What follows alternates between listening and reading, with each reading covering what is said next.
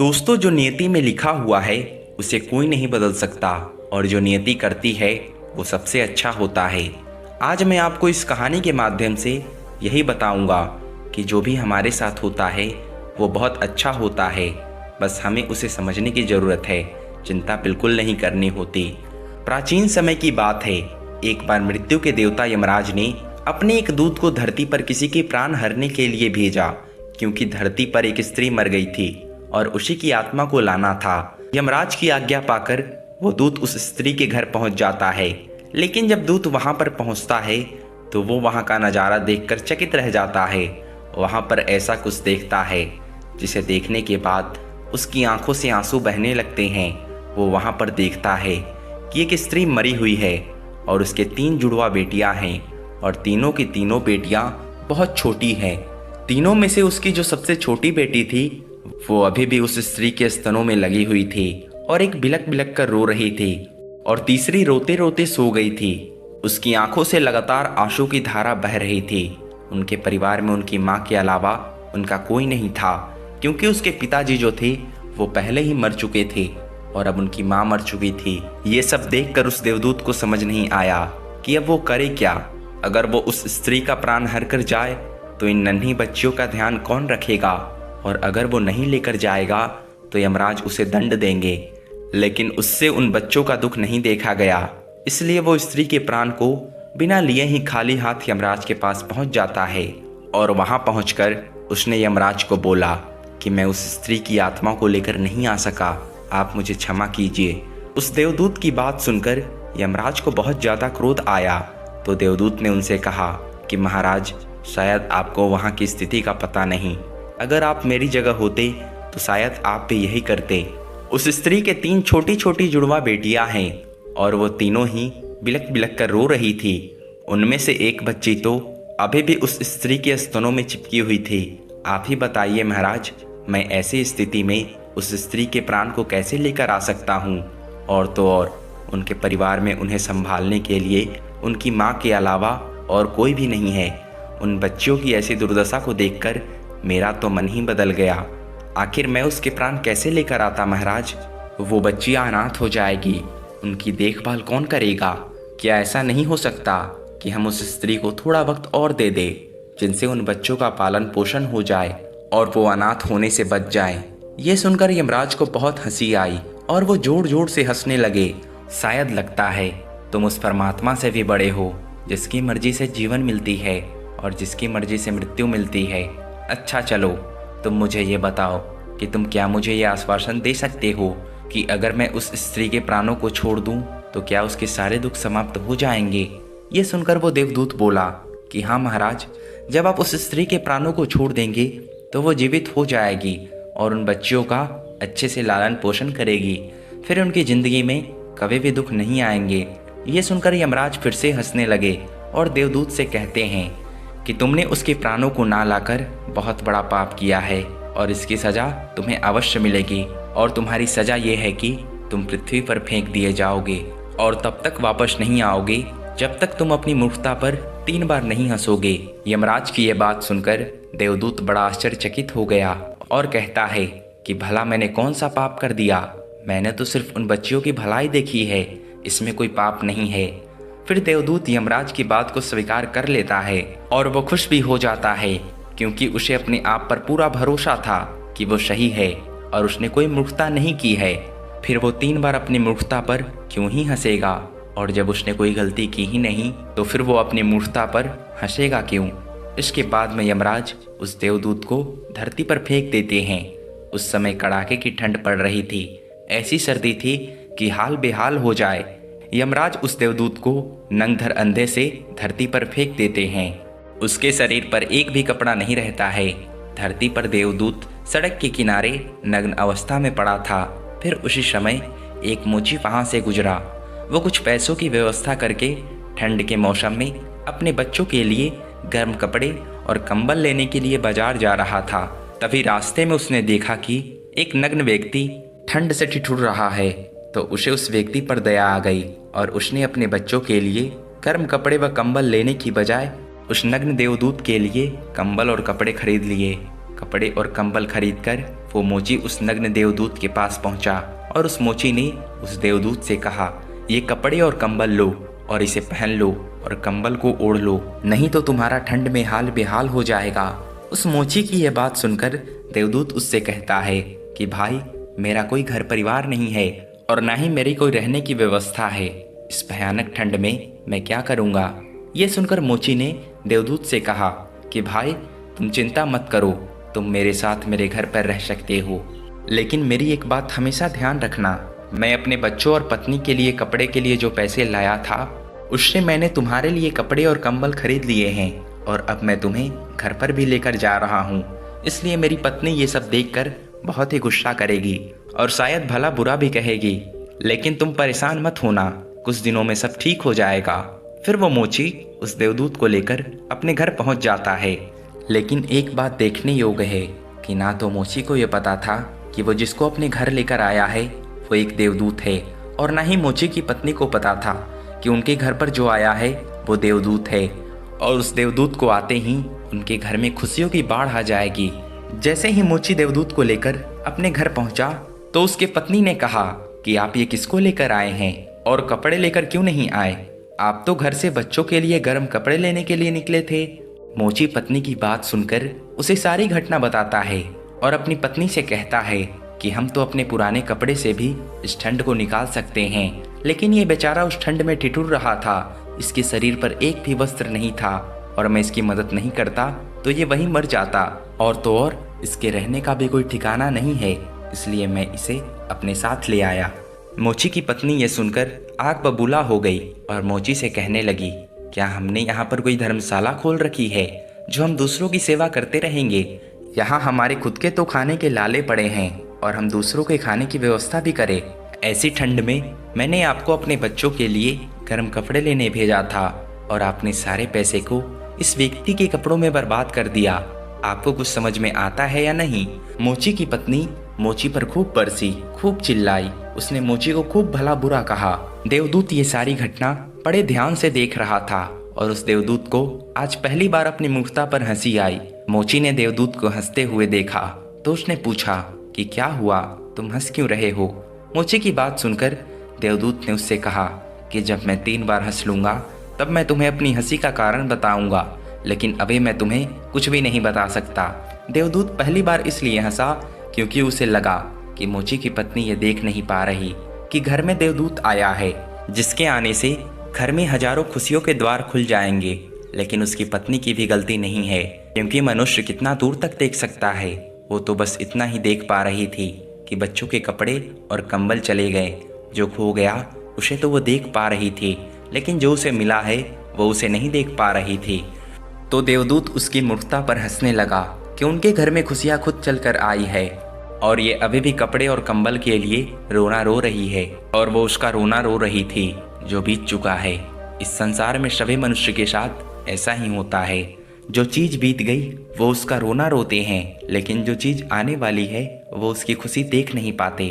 जो बीत गया हम उसे वापस नहीं ला सकते, लेकिन हम अपनी आने वाले दिनों में खुशियाँ अवश्य ला सकते हैं। बीते हुए कल की बातों को लेकर बैठे रहोगे तो कुछ भी हासिल नहीं होगा, सिर्फ दुख के सिवा। और अगर आप अपने आज में काम करोगे तो आने वाले दिनों में आपके पास खुशियाँ ही खुशियाँ होगी। जो बीत गया उसे जाने दो, जो आने वाला है उसका स्वागत करो। लेकिन उस मोची की पत्नी जो बीत गया उसी के लिए दुखी हो रही थी, लेकिन जो उनके पास खुशियाँ चलकर आ रही थी वो उन्हें नहीं देख पा रही थी। लेकिन वो तो देवदूत था, इसलिए उसने सिर्फ 10 दिनों में ही मोची का सारा काम सीख लिया और फिर वह जूते बनाने लगा। देखते ही देखते कुछ ही दिनों में उसके जूते खूब बिकने लगे और उस मोची के घर की पूरी काया पलट हो गई। अब उसके घर में पैसे की कोई कमी नहीं थी और कुछ महीनों में वो इतना अमीर हो गया कि वो राजा महाराजाओं की तरह रहने लगा। उस देवदूत के द्वारा बनाए गए जूते इतने बिके कि पूरे साल में आसपास के सभी राज्यों में ये बात फैल गई कि उस मोची के यहाँ बहुत ही अच्छे जूते बनाए जाते हैं और उसके जैसा जूता कोई नहीं बना सकता। आसपास के जितने भी राज्य थे उन राज्य के राजाओं के जूते उसी के पास बनने के लिए आने लगे। मोची के घर में धन की बारिश हो रही थी, सब बहुत खुश थे और सब कुछ बहुत ही अच्छा चल रहा था। फिर एक दिन पास के राज्य में से सम्राट का एक आदमी आया और मोची से बोला कि ये चमड़ा बहुत ही कीमती है और आसानी से नहीं मिलते, इसलिए सम्राट के जूते बनाने में कोई गलती नहीं होनी चाहिए। और जूते की कलाकृति को बताकर बोला कि ठीक इसी प्रकार के जूते बनाना, और ये भी बोला कि ध्यान रखना जूते बनाने हैं, चप्पल मत बना देना, क्योंकि उस राज्य में ऐसी प्रथा थी कि जब भी कोई व्यक्ति मरता था तो उसे चमड़े की चप्पल पहनाकर चिता पर लिटाया जाता था। उस व्यक्ति के जाने के बाद मोची ने देवदूत से कहा कि चमड़े की चप्पल नहीं, जूते बनाने हैं। ये सम्राट का स्पष्ट आदेश है और इसी बात का ध्यान रखना है कि चमड़ा सिर्फ उतना ही है जितने में जूते बनाए जा सकते हैं, इसलिए कोई गलती मत करना वरना हम बड़ी मुसीबत में फंस सकते हैं। मोची के इतने समझाने के बाद भी उस देवदूत ने चमड़े की चप्पल ही बनाई, और जब मोची ने यह देखा कि देवदूत ने जूते की जगह चप्पल बनाई है तो वो आग बबूला हो गया और गुस्से में इतना पागल हो गया कि डंडा लेकर देवदूत को बहुत मारा और कहा कि मैंने तुम्हें बार बार समझाया था कि जूते बनाने हैं, लेकिन तुमने चप्पल बना दी। अब सम्राट हमें नहीं छोड़ेंगे, तुम तो मरोगे जो मरोगे, मुझे और मेरे परिवार को भी फांसी लगवाओगे। इतना सुनते ही वो देवदूत जोर जोर से हंसने लगा, और उसी समय पीछे से दौड़ता हुआ हादसा हुआ। उस सम्राट का आदमी आया और बोला कि भाई जूते मत बनाना, चप्पल बनाना, क्योंकि सम्राट की मौत हो चुकी है। इतना सुनते ही मोची के हाथ से डंडा छूटकर जमीन पर जा गिरा, और उस मोची ने उस देवदूत के पैर पकड़ लिए और उससे कहा कि भाई मुझे माफ़ कर दो, मैंने तुम्हारे ऊपर आज हाथ उठा लिया, मेरे से बहुत ही बड़ी भूल हो गई। ये सुनकर देवदूत ने कहा कि कोई बात नहीं, मैं तो यहाँ पर अपनी सज़ा भुगत रहा हूँ। देवदूत की ये बात सुनकर मोची ने कहा कि कौन सी सज़ा, और मैंने तुम्हें इतना मारा, उसके बाद भी तुम हंस क्यों रहे हो। फिर देवदूत ने उस मोची से कहा कि जब मैं 3 बार हंस लूँगा तब मैं तुम्हें अपना सब कुछ बता दूंगा, अभी मैं कुछ भी नहीं बता सकता। इस संसार में मनुष्य उसी चीज़ों के पीछे भागता है जिसकी उसे ज़रूरत नहीं है। भविष्य अज्ञात है, उसे कोई नहीं जान सकता कि आगे क्या होने वाला। उसे सिर्फ और सिर्फ परमात्मा जान सकते हैं कि आगे क्या होने वाला है। जबकि मनुष्य अपने अतीत के अनुभव के अनुसार निर्णय लेता है और सोचता है कि पिछली बार मेरे साथ ऐसा हुआ था तो अब की बार भी मेरे साथ ऐसा ही होगा, जबकि आगे क्या होगा किसी को कोई पता नहीं। सम्राट जिंदा था तो उसे जूते चाहिए थे, और जब वो मर गया तो उसे चप्पल चाहिए। देवदूत को दोबारा हंसी आने लगी, क्योंकि भविष्य का हम में से किसी को भी कोई पता नहीं रहता, और हम ऐसी इच्छाएं जाहिर करते हैं कि भविष्य में ये होगा, भविष्य में वो होगा, भविष्य में मेरा जीवन ऐसा होगा, वैसा होगा। जो हम भविष्य को लेकर सोचते हैं वो बिल्कुल व्यर्थ होता है। हम सोचते हैं कि ये घटेगा, लेकिन वो कभी नहीं घटता, लेकिन कुछ और ही घटना तय होता है। हमारी नीति भी हमसे ऊपर चलती है, लेकिन हम बेवजह ही हल्ला मचा कर रखते हैं। चाहिए चप्पल, लेकिन जूते बनवाते हैं। मरने का समय नज़दीक आ रहा है, लेकिन हम जिंदगी को और जीने की कामना करते हैं और इच्छाएं अपने मन में पाल रहे हैं। बुढ़ापे में जवानी की शौक करने की कोशिश करते हैं। फिर उस देवदूत को अपनी मुक्ता पर दूसरी बार हंसी आई, और उसने सोचा कि मुझे क्या पता कि उन लड़कियों का भविष्य कैसा होगा, और मैं फालतू में ही महाराज से बहसबाजी कराया और बेवजह ही बीच में पड़ गया। और यही सोचकर उसे अपनी मुक्ता पर फिर से हंसी आई।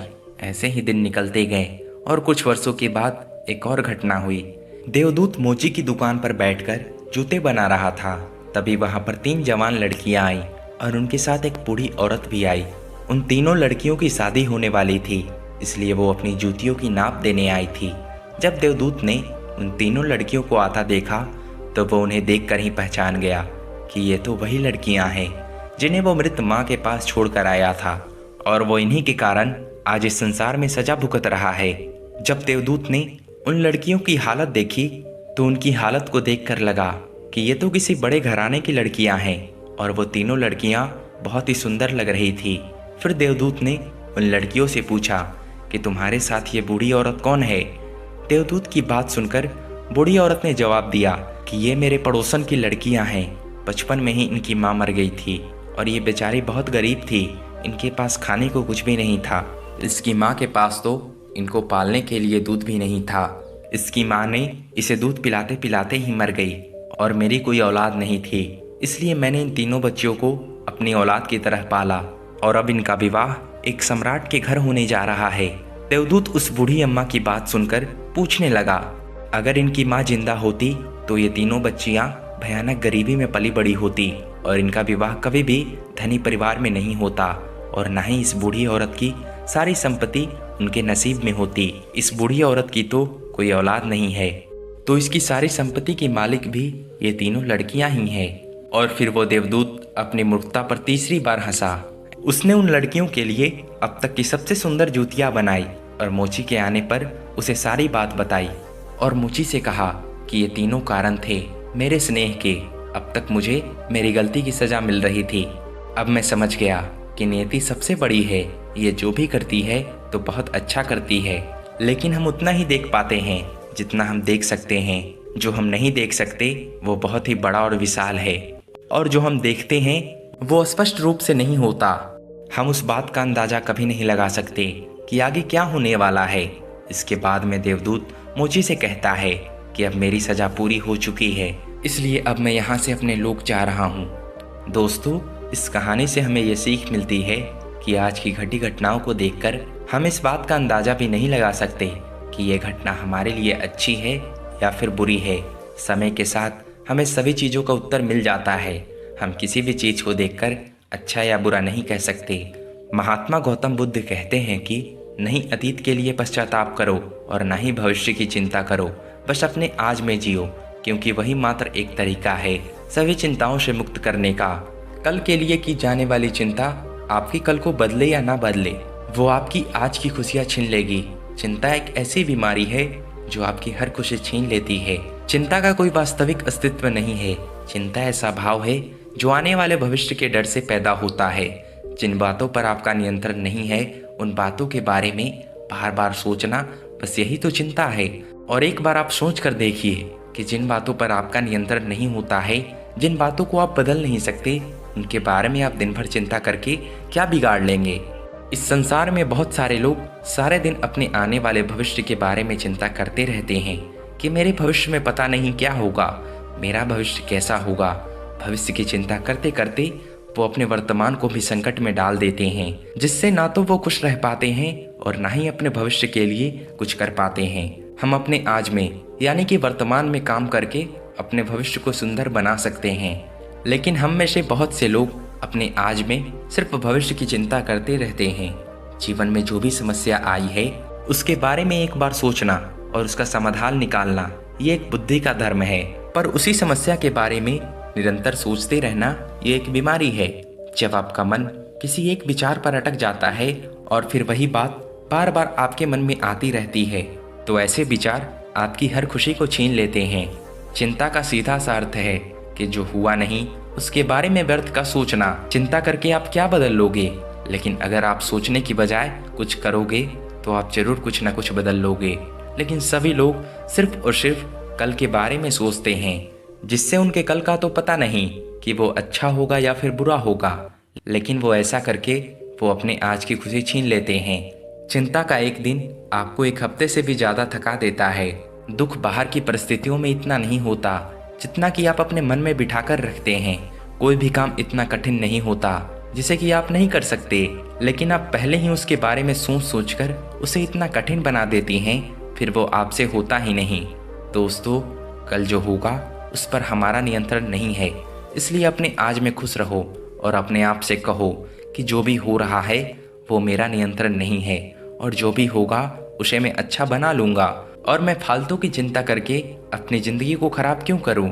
मैं अपने आज में इतनी मेहनत करूंगा कि मेरा आने वाला कल बहुत ही सुंदर होगा। तो दोस्तों, आपको ये कहानी कैसी लगी? अगर ये कहानी आपको अच्छी लगी हो तो प्लीज़ हमारे चैनल को सब्सक्राइब कर ले और हमारे वीडियो पे कमेंट करके बताएं कि ये कहानी आपको कैसी लगी। तो मिलते हैं नेक्स्ट वीडियो में, तब तक के लिए धन्यवाद।